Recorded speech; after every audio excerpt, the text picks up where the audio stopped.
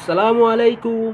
আমার নতুন ভিডিওতে আপনাদেরকে স্বাগতম। হ্যালো বন্ধুরা, আপনারা সবাই জানেন সৃষ্টিকুলের মধ্যে পুরা দুনিয়ার মধ্যে আমার রাসূল সাল্লাল্লাহু আলাইহি সাল্লামের মতো সুন্দর চরিত্রের অধিকারী আর কেউ ছিল না। আর সেই রাসূল সাল্লাল্লাহু আলাইহি সাল্লামের সাহাবায়ে কেরামরাও ছিল সত্যের মাপকাঠি। হ্যাঁ বন্ধুরা, আপনাদেরকে এমন একটা ঘটনা আমি আজকে শোনাবো, যে ঘটনা শুনলে আপনি নিজেই অবাক হয়ে যাবেন।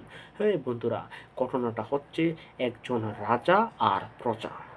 রাজা ছিল হযরত আলী রাদিয়াল্লাহু, হযরত আলী মুর্তজা রাদিয়াল্লাহু। তিনি সে সময় 5 লক্ষ বর্গ কিলোমিটারের শাসনকর্তা ছিলেন।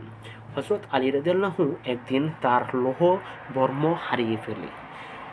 সে অনেক খুঁজেছে, লৌহ বর্ম কোথাও পায়নি। একদিন সে বাজারের উদ্দেশ্যে গিয়েছিল। সেখানে গিয়ে দেখে এক ইহুদি তার বর্মটা অন্য এক ব্যক্তির সাথে বিক্রি করেছে। হযরত আলী রাদিয়াল্লাহু বলে, হে ভাই, এই লৌহবর্ম তুমি কোথায় পেয়েছ? এটা তো আমার। আমি তো কারোর কাছে এটা আমি দানও করিনি, আমি তো কাউকে হাদিয়াও দিইনি, আমি কাউকে সদকাও করিনি, এটা তো কোনো ব্যক্তিকে পুরস্কারও করিনি, এটা তুমি কোথায় পেয়েছ? সেই ইহুদি লোকটি জবাব দিল, হে আলী, এটা আমার, এটা তোমার না। এমন কথা কিছু কাটাকাটি হওয়ার পরে হযরত আলী রাদিয়াল্লাহু বলে, আচ্ছা, তোমার সাথে এভাবে হবে না, এভাবে তুমি মানবে না, মানবে না। তুমি চলো, যে রাষ্ট্রের প্রধান বিচারপতি আছে সেই প্রধান বিচারপতির কাছে চলো। প্রধান বিচারপতির কাছে তারা দুইজন ব্যক্তি যায়, রাজা আর প্রজা, ইহুদি আর হযরত আলী রাদিয়াল্লাহু প্রধান বিচারপতির কাছে যায়। প্রধান বিচারপতি সম্পূর্ণ ঘটনা শোনার পরে হযরত আলী রাদিয়াল্লাহুকে বলেন, হে বাদশাহ, হে সুলতান, আপনার পক্ষে আপনি সাক্ষী হাজির করুন যে লৌহ বর্মটি আপনার। হযরত আলী রাদিয়াল্লাহু সাক্ষী হিসাবে উপস্থিত করলেন হযরত হাসান রাদিয়াল্লাহুকে আর তার একজন ক্রীতদাসকে।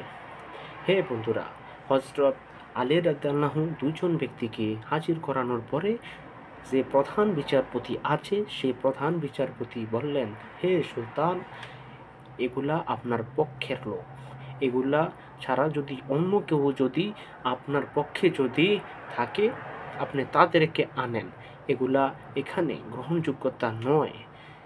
এই কথা বলে প্রধান বিচারপতি, রাষ্ট্রের যিনি প্রধান, তার পক্ষে রায় না দিয়ে, সুলতানের পক্ষে রায় না দিয়ে, খলিফার পক্ষে রায় না দিয়ে একজন প্রজার পক্ষে, একজন ইহুদির পক্ষে রায় দিয়েছেন। পরবর্তীতে এই প্রধান বিচারপতির এমন ঘোষণায় ইহুদি মুগ্ধ হয়। পরবর্তীতে ইহুদি নিজেই মুসলমান হয়ে যায়। সুবহানাল্লাহ। ইসলামের প্রত্যেকটা কাজ সৌন্দর্য, ইসলামের নীতি সৌন্দর্য, ইসলামের আদর্শ সৌন্দর্য। যে নিজের মধ্যে ইসলাম প্রবেশ করাবে, তার নিজের জীবন সুন্দর হয়ে যাবে। আমার এই ভিডিওটা, ইসলামের এই ঘটনাটা আপনাদের কাছে যদি ভালো লাগে, অবশ্যই আমাকে সাপোর্ট করবেন, আমার পাশেই থাকবেন, সাবস্ক্রাইব করবেন, ফলো করবেন। আল্লাহ হাফেজ। দেখা হবে ইনশাআল্লাহ সামনের ভিডিওতে।